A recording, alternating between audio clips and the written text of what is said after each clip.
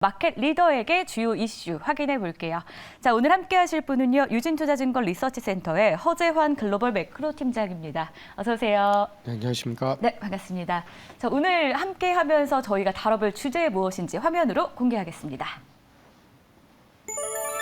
FOMC 시장 전망인데요. 우리 시간으로 내일 새벽에 발표될 FOMC 회의 결과가 2월 글로벌 시장의 변곡점이 될 가능성이 높다. 이런 말이 많습니다.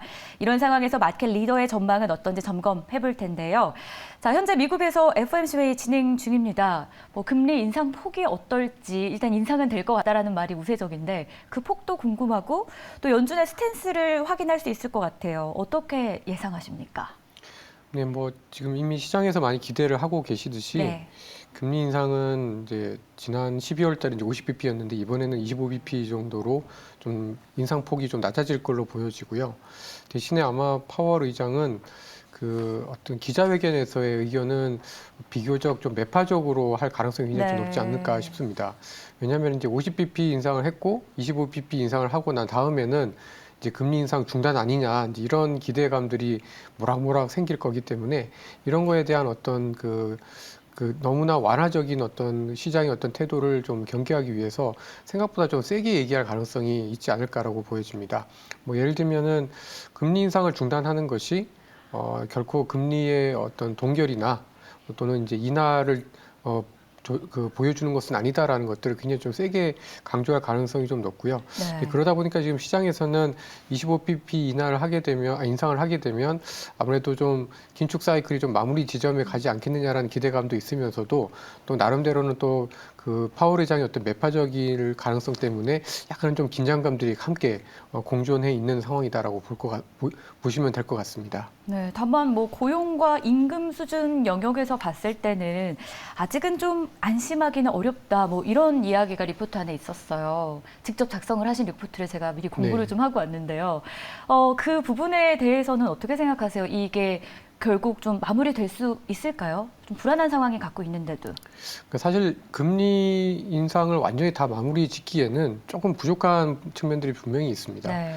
예를 들면 오늘 아침에 발표된 미국의 이제 고용 비용 지수 같은 경우에 지난해 같은 기간 대비로는 한 5% 이상 올랐는데요.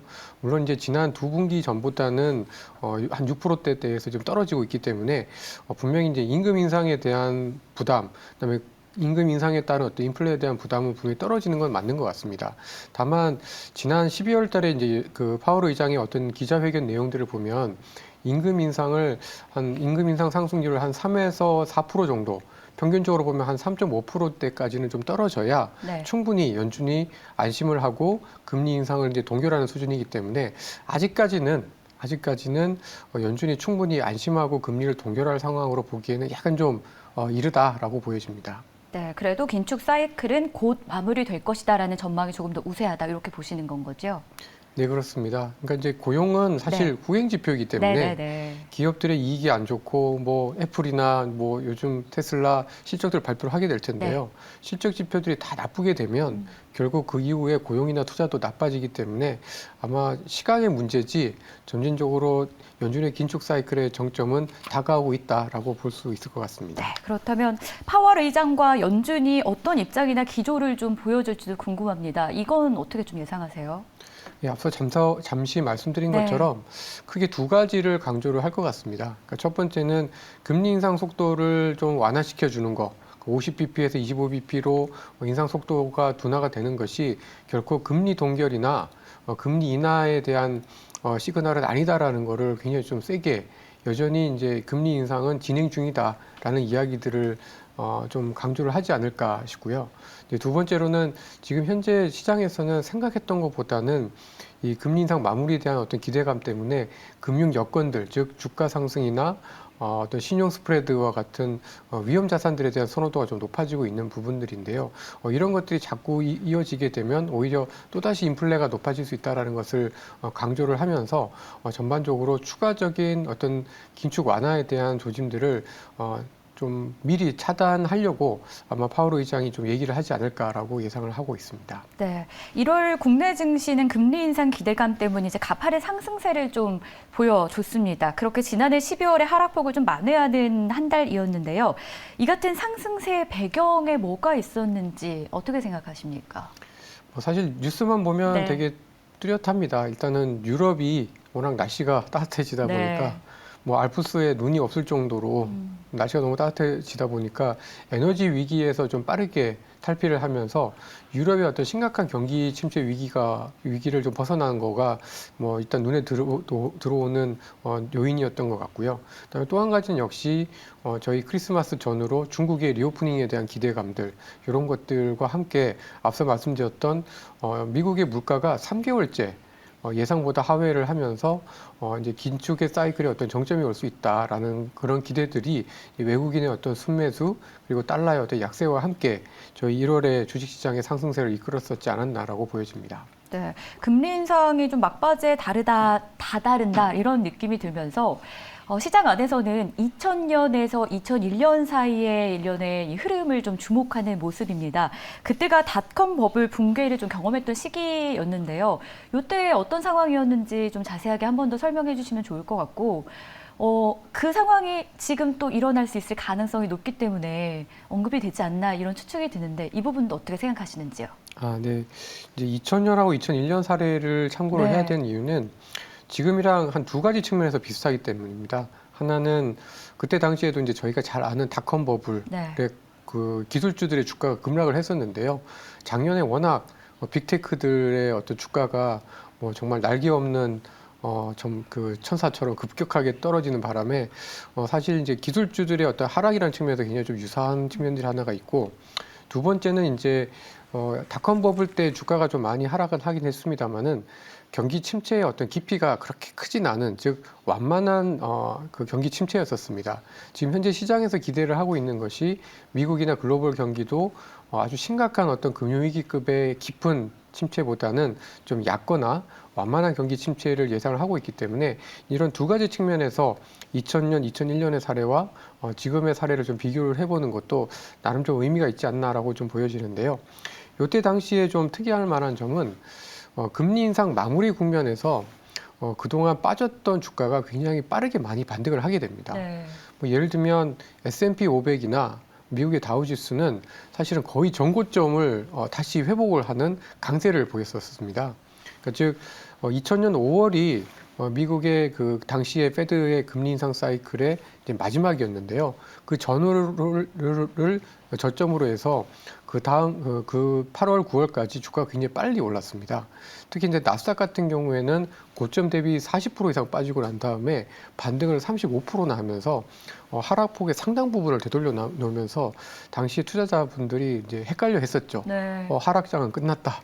다시 재상승이 오는 게 아니냐라고 했는데 의외로 이제 당시에 금리 인상이 꽤 오랫동안 동결이 되다가 네. 반년 동안 동결이 되다가 다시 인하하는 시점 전후로부터는 주가가 오히려 좀 많이 하락을 했습니다.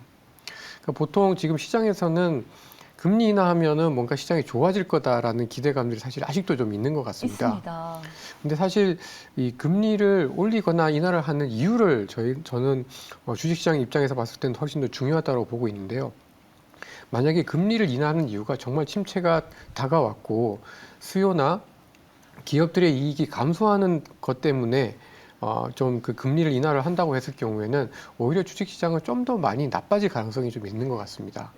그래서 오히려 금리 인상을 지금 하다가 멈추려고 하거나 금리 인상 속도를 좀 완화하는 시점이 사실 주식시장 입장에서 봤을 때는 긴축에 대한 부담도 크지 않으면서 경기나 어떤 기업들의 이익은 그래도 지속될 수 있는 가능성들이 있기 때문에 오히려 좀 지금 시점이 막상 금리를 막 급하게 내려야 되는 상황인 것보다는 훨씬 더 자산 가격 측면에서 봤을 때는 오히려 좀 우호적이지 않나 이렇게 좀 판단을 좀 하고 있습니다. 한 가지 더 여쭙는다면 그럼 1월이 지금 그런 좀 우호적인 시점이었다 이렇게 생각을 하시는 거고 또 결과가 매파적인 신호가 아니라 좀 긴축이 완화되는 시그널이 좀 내일 나온다면 좀 하락할 수도 있다. 뭐 이렇게 좀 직접적으로 여쭤본다면 그렇게 네. 생각할 수도 있는 걸까요? 네, 저는 오히려 파월 의장이 강하게 여전히 뭐 미국 경기는 괜찮고 네.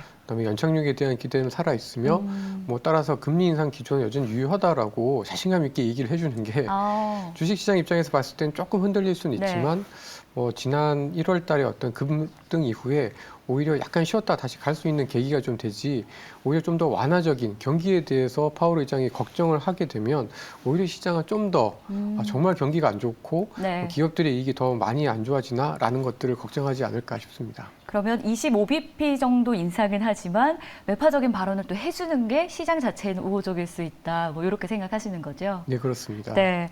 자, 그럼 이번에는 시선을 살짝 돌려서 국내, 우리 한국에 대해서도 보도록 하겠습니다. 미국의 금리 인상 국면이 이제 막판에 도달했다면 과연 우리 증시는, 우리 은행은 어떤 사이클로 움직이게 될지 이것도 궁금합니다. 한국의 사이클은 어떻게 예상하세요? 저희와 미국은 비슷하게 가는데 네. 사실은 또 좀 다르게 가는 측면들이 있고요. 저는 그것의 핵심은 이제 부동산 시장이다라고 생각하고 있습니다. 네. 즉 저희가 아무래도 이제 그 가계 부채에 대한 문제, 그다음에 지난 4, 5년 동안 부동산 가격이 워낙 많이 올랐기 때문에 부동산에 대한 부담들이 굉장히 좀 큰 상황입니다. 오히려 미국은 가격은 많이 올랐지만 가계 부채에 대한 부담은 좀 크지 않기 때문에 사실 최근에 금리를 올렸고 금리가 상승하고는 있지만 그에 따른 직접적인 가계의 어떤 피해는 그렇게 크지 않은 것에 비해서 저희 한국은 오히려 훨씬 더 피해가 크다라고 볼 수가 있기 때문에 저희는 미국의 금리 인상 사이클보다 도 먼저 중단하고 또 미국이 금리를 인하를 하게 되면 좀 더 많이 금리를 인하를 해야 되는 그런 상황으로 좀 가지 않을까라고 좀 판단을 좀 하고 있고요. 특히 지난 그 4분기 그 저희 한국 그 성장률이 다 뉴스에서 나오다시피 그 분기 기준으로는 역성장했지 않습니까? 네. 이제 코로나 이후에 처음인데요. 대체로 보면 이렇게 분기 단위로 역성장했던 전후로 한국은행이 계속해서 금리를 올렸던 경우는 거의 없었습니다. 그래서 어떻게 보면 뭐 지금 시장에서 이미 이제 반영이 되고 있습니다만은 한국은행의 금리 인상 사이클은 거의 지금 끝났을 가능성이 굉장히 높다라고 저희는 좀 판단을 하고 있습니다. 네. 그렇다면 한국은행의 금리 인상 사이클 거의 마무리됐다. 뭐 이렇게 이야기를 해주신 건데요. 채권 시장에는 이미 이런 흐름이 좀 반영이 되고 있다고 하죠. 네, 그렇습니다. 네. 어떻게 언제부터 좀 반영이 되기 시작했나요? 실제로 이제 금리가 고점을 찍은 거는 이제 지난해 10월, 11월부터인데요. 사실 이제 뭐 그때부터 사실 여러 경제 지표들이 보면 안 좋기도 했습니다만은 금리의 어떤 하락폭이 굉장히 좀 가팔랐습니다. 네. 뭐 3년 국고채 금리 같은 경우는 거의 100bp 넘게 금리가 떨어졌는데요. 3년 국고채 금리 같은 경우에는 경기 영향도 있습니다만은 결국은 앞으로 한국은행의 어떤 인상 기조 자체가 끝나고 오히려 약간 인하에 대한 기대감도 약간은 더 좀 반영한 듯할 정도로 급하게 좀 떨어졌기 때문에 지금 시장에서는 이미 한국은행의 금리 인상 사이클은 사실상 끝났다.